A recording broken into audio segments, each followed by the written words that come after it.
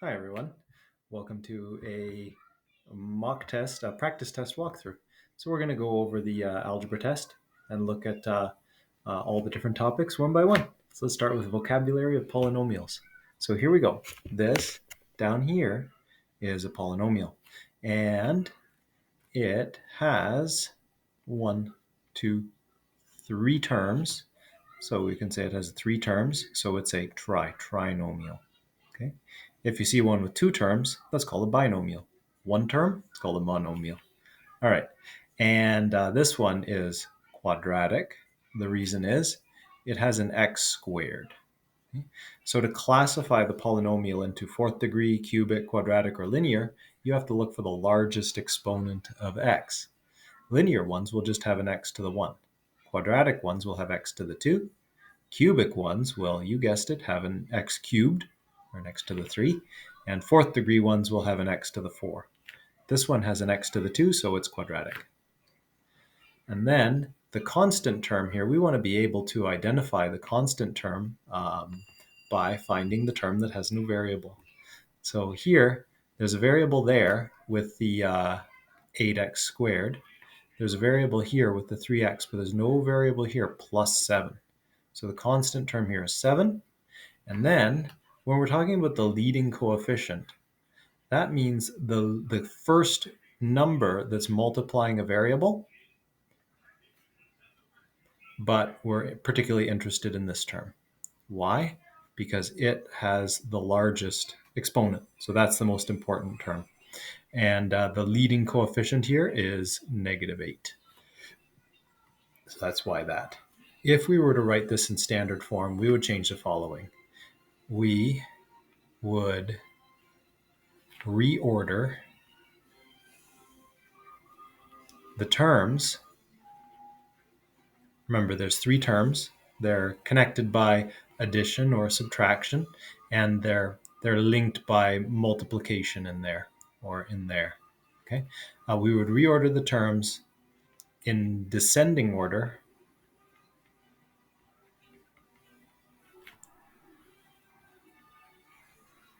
of the exponents.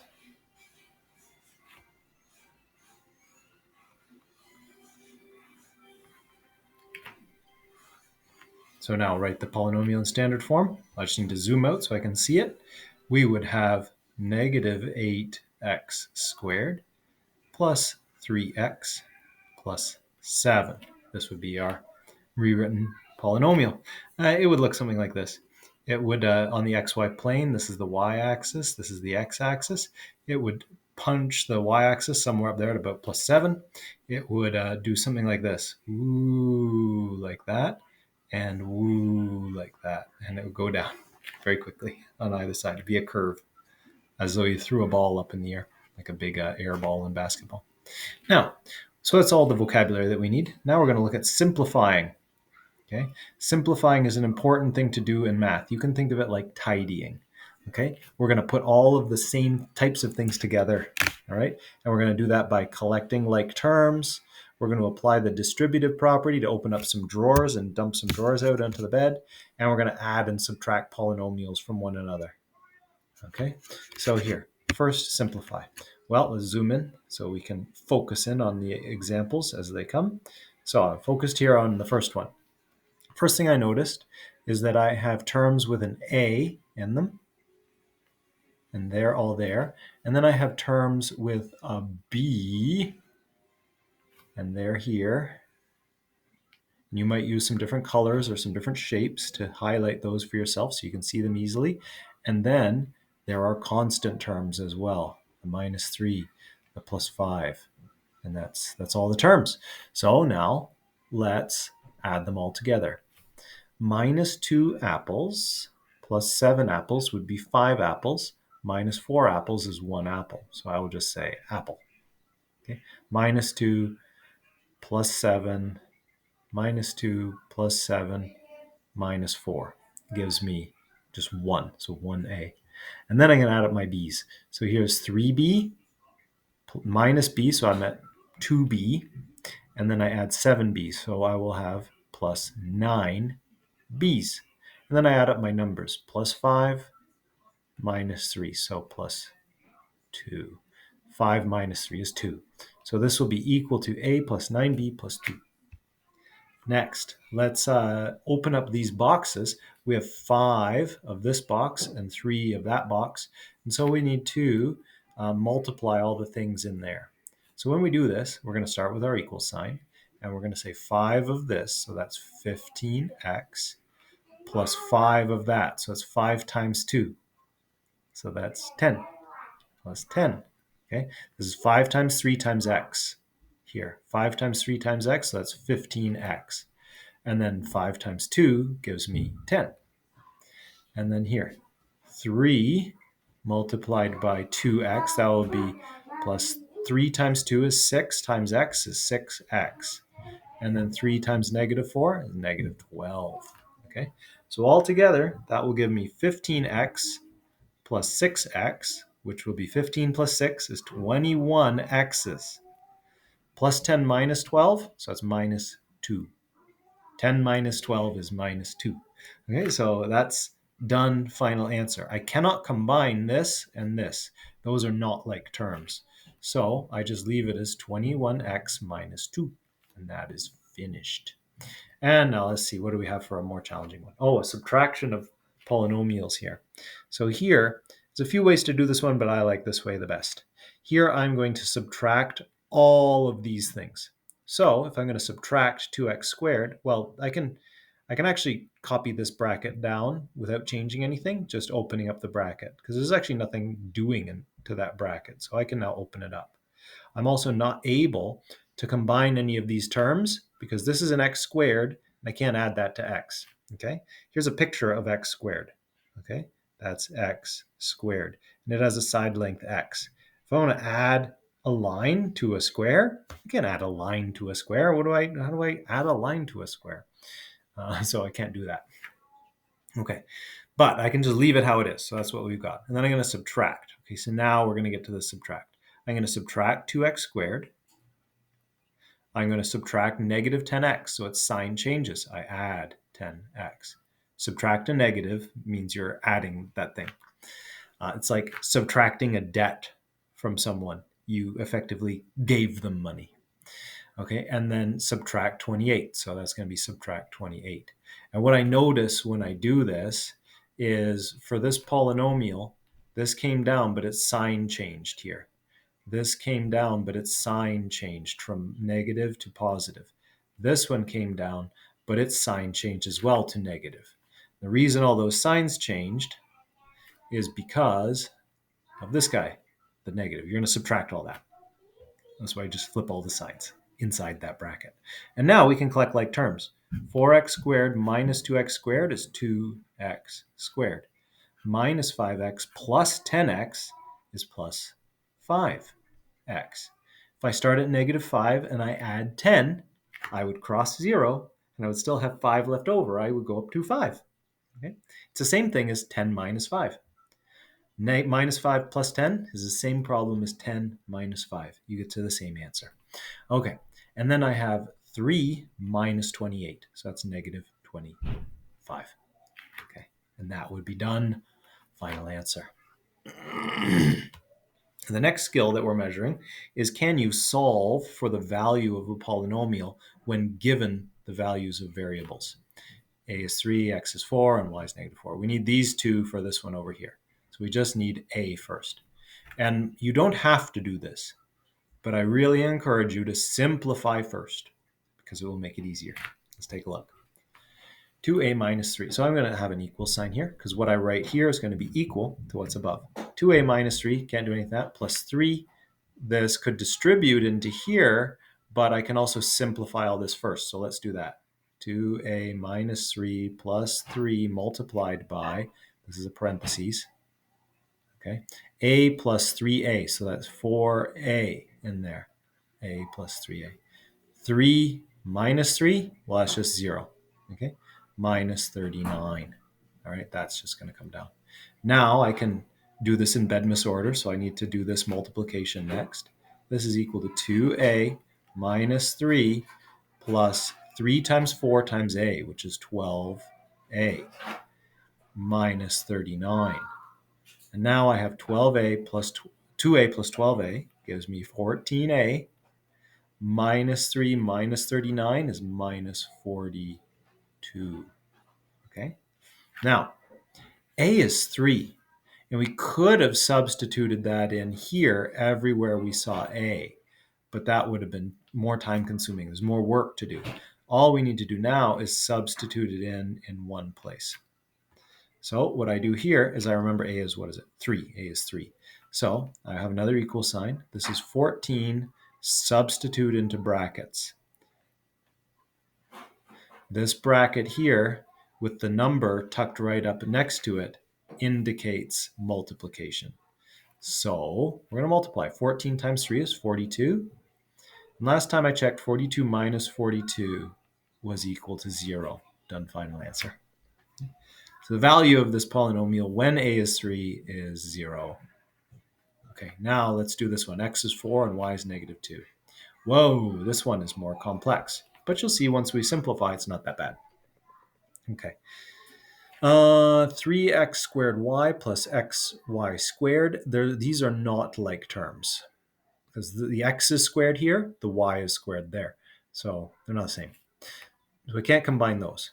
But I can certainly simplify inside the bracket first. So let's go. This is equal to 3x squared y plus xy squared plus 2 multiplied by the contents of the bracket.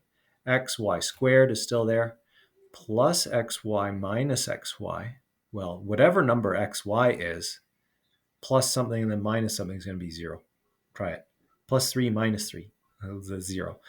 7 minus 7, 0. Okay. 41 and a half minus 41 and a half, 0. Okay, so anyway, it doesn't matter what that is. So this is xy squared minus x minus 2. Okay, these terms can still come down. And now we're ready to expand this bracket. We can multiply this in here and here and here, because this 2 multiplies all the things inside the bracket. So this is equal to 3x squared y plus xy squared plus 2 times xy squared, so that'd be 2xy squared, minus 2x minus 4. Okay, that's after I distribute this bracket in here. I'd use the distributive property on that too. Now I can collect like terms. Okay, so this is 3x squared y plus 1, 2, 3 xy squareds minus 2x minus 4. All right, now I can't get any simpler than that. So let's substitute. X is 4 and y is minus 2. So this is what I will do. I will say this is equal to 3, x is 4 squared, y is minus 2. Notice I'm substituting into brackets wherever I substitute. That reminds me to multiply. 3 times 4 times minus 2 squared. Minus 2 times 4 minus 4. Okay, let's add it all up. 4 squared is 16. 16, I have to do this in Bedmas order. This is a Bedmas problem now. There's nothing that needs to be done inside the brackets. Those are just numbers. But I have to do exponents before I multiply. So this is equal to, I'll do it in another line for you, 3 times 16, that's 4 squared, times minus 2, plus 3 times 4 minus 2 squared is actually 4. It's not negative 4, because minus 2 times minus 2 is positive 4. Negative times a negative will cancel. And then minus 2 times 4, let's just do that. That's minus 8, minus 4. Okay, now let's do this. 3 times 16 is 48. 48 times minus 2 gives me minus 96. Your calculator will tell you the same thing if you don't do that in your head. I don't think many of you do that in your head. All right, plus 3 times 4 times 4. Well, 4 times 4 is 16. 3 times 16, we just saw that's 48. And then minus 8 minus 4, so that's minus 12. Okay, now put these all together. 96, negative 96 plus 48 is negative 48. Negative 48 minus 12 is negative 60. Check with your calculator if you're not sure. Okay, that's done. Final answer. I believe that's correct. Okay, let's keep going. All right, now these ones, These are solving. Okay, so these are actually puzzles that you need to solve for a variable. I don't tell you what the variable is, but the equation will only allow one variable for this to be true. Okay, for example, here, 8 minus 5 times some number is equal to 23. There's one and only one number that satisfies this equation in the whole universe of numbers. So let's find it. All right, so here, what I want is I want a line that looks like this. A equals the number. Okay, and what that means is all of my variables need to go to one side and all of my numbers need to go to the other side of the equation for me to be able to have that. Right now, I have a mix of numbers and variables on that side, and that's a little frustrating. So I want to split them up. So what I can do here is I can first get this 8 away from the A. Okay, 8 minus 8 happens to be 0 last time I checked, so I can do that. But if I do that to one side of the equation, this is like a balance scale. And it's very important that it's always telling the truth. So I need to do that to the other side as well. That will keep the scales balanced. So now I can evaluate both sides. What I do here is I bring an equal sign down the middle, and I evaluate the left side. So 8 minus 8 is 0. Minus 5a is minus 5a. Okay, I don't write down the 0. Why would I write down 0 minus 5a? It's the same thing as minus 5a. Okay, and then on this side, 23 minus 8 is 15. Now I have solved the problem of having numbers and variables mixed together on one side of the equation. What I noticed was I was adding 8 to this side of the equation, and I can use its opposite, subtraction, to remove the addition of 8 to my variable a. So now I have used what's called an inverse operation to isolate that. Okay, let me just put this back in. I had that there. All right, but now I'm not adding or subtracting anything to a on this line. I'm multiplying it, and I'm multiplying it by the number -5. So what would be nice would be if I could get that -5 to go away. And I do the opposite of multiplication to it. I divide. Okay, and I divide both sides to keep both sides balanced. All right, now when I divide something by itself, it's just 1. 42 divided by 42 is 1. Okay, if I cut a pizza into 42 slices and I give you 42 slices, you have one whole pizza. Okay, you still have one pizza. So this is 1a. So we just write a.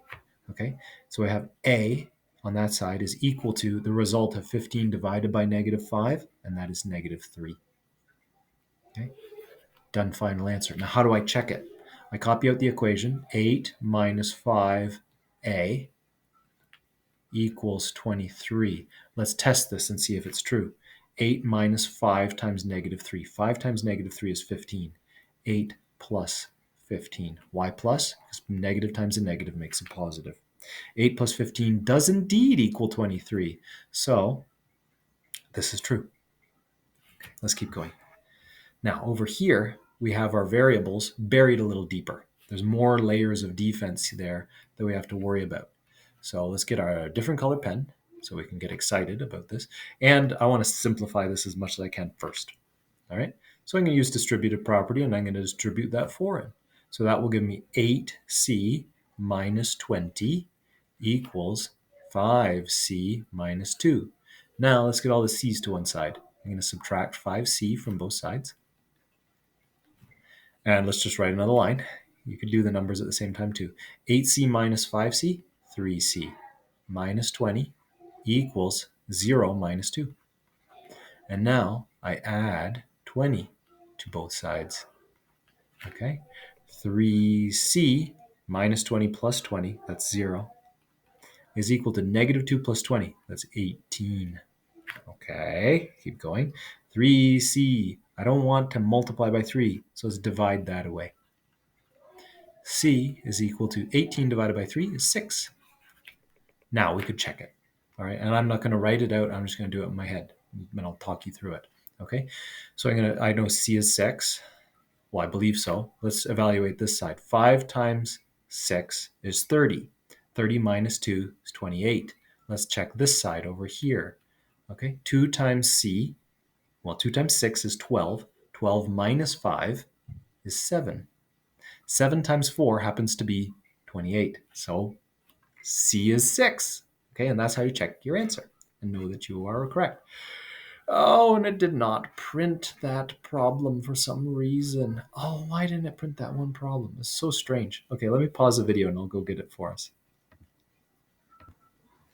Okay, I don't know why it didn't do that the first time, but hey, technology. And there's another question up top that I missed, so I'll do that one with you as well. Okay, so here, we want to simplify this as much as possible, and this part here for a minus a quarter or something, we can certainly tidy up. So this is equal to x plus 3 3/4 equals 2 times some number I don't know yet, plus 12 over 8.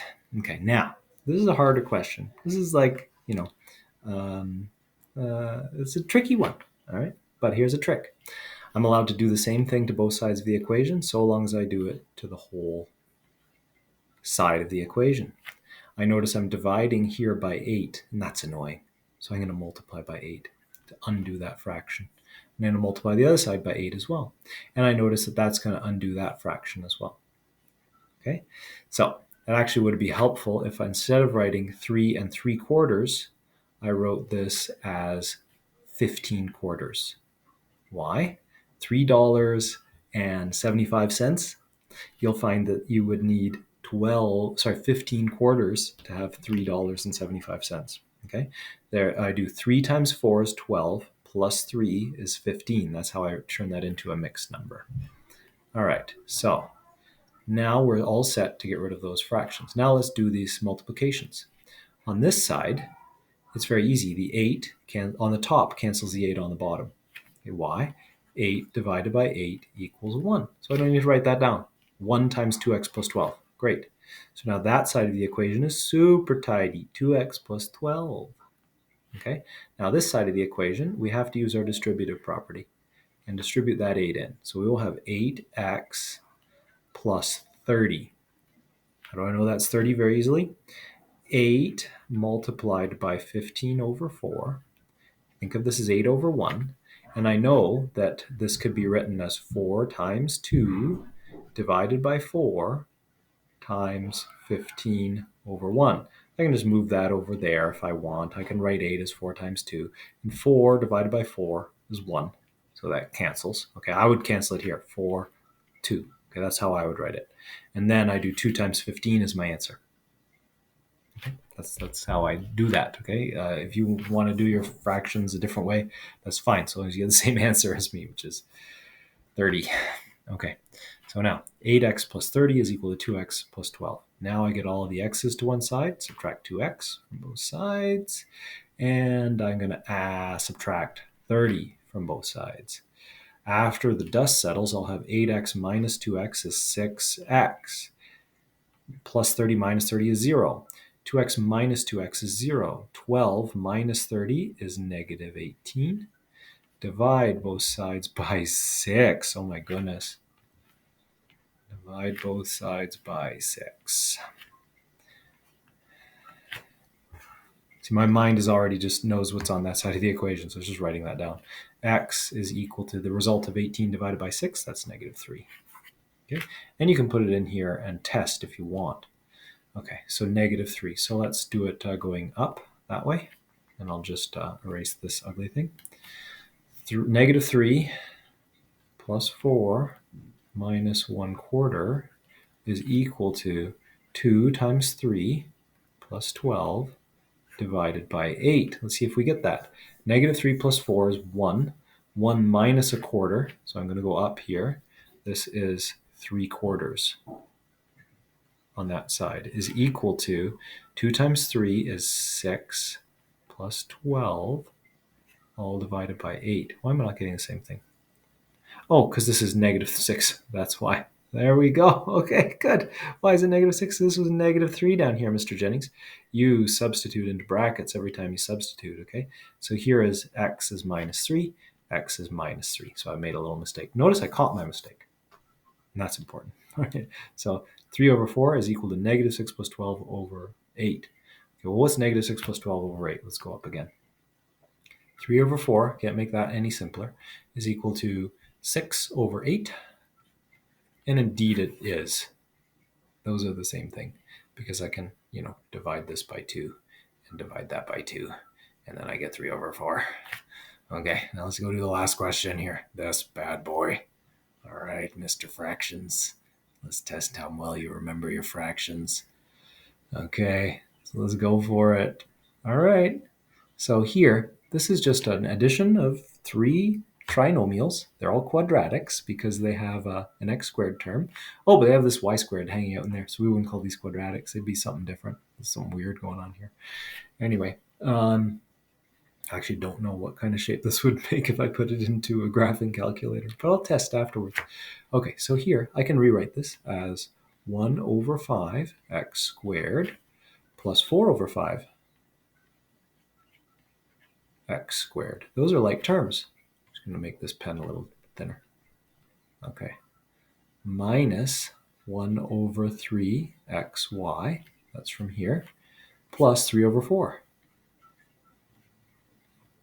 xy, plus 1/2 y squared minus 2/3 y squared, plus 1 over 2 y squared minus 2 over 3 y squared. Okay, let's do it. All right, why did I do that? Well, I regrouped everything so that I could add the like terms together very easily. 1/5 plus 4/5 equals 1. Okay, if you cut pizzas into 5 slices, you end up with 1 plus 4 slices. You have a full pizza. So that's just x squared. 1x squared. We don't write down the 1. Minus 1/3 plus 3/4 xy. So we could do this on Scratch over here if we don't do these things in our head yet. 1/3, negative 1/3 plus 3 over 4. He says super condescendingly. I wish I wasn't so condescending. Times 3 over 3. I want to multiply this one by 3 over 3. I get that number from here. And then from here I get 4. So I'm going to multiply this by 4 over 4. This will create a common denominator. Basically making all the slices the same size so that I can meaningfully add them together.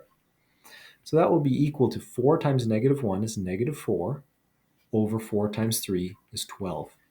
Plus 3 times 3 on the top is 9 over 4 times 3 on the bottom is 12. See, now they're all twelfths.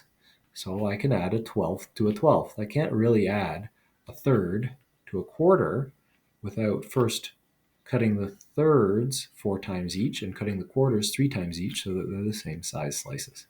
Now, negative 4 plus 9 is the same thing as 4 minus 9. It's the same thing as 5 over 12.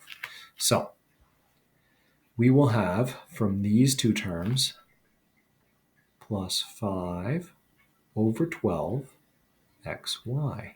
And that should make sense to us because we started with 3/4 and we lost a third. Okay, we lost a piece that's a little bit bigger than a quarter. So we're a little bit smaller than 2/4. We're a little bit smaller than a half.